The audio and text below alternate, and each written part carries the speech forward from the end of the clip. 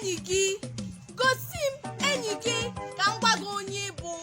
Eziokwu bụ ụgha.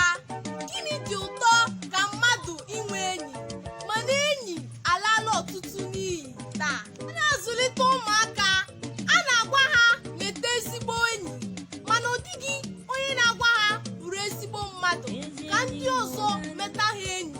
O nwere enyi a dụrụ adụ dote. Inwe enyi amaka, dịrị ụtọ. Enyi m bụ akụkụ m nke ọzọ.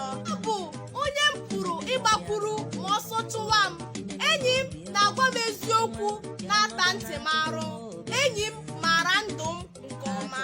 Anyị si eche okwu ọtụtụ mgbe, anyị akpatụrụ onwe anyị nganga, emechaa anyị emezie. Enyi na-emetụta ndụ mmadụ nke ọma, mana onye na-eji onwe ya aka, enyi aghọrịa ya.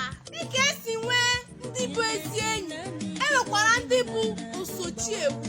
Ụfọdụ enyi dịka egbe na-ebu ọkụkọ, ụfọdụ na-ata gị, ha na-afụ gị ufere oyi. Onye na-eme enyi marakwa ka isi eme, ụwa niile agaghị abụ enyi gị. Ezi enyi amaka, ezi enyi ka ajọ nwanne mma. Enyi ọbụla nwere ebe o kwesịrị ịnọ maka ọdịmma gị. Ị bụkwa ezigbo enyi. Ndewonu, abụ m Nwaada Sapụrụ Chi Alugbe. Nọdụnụ mma.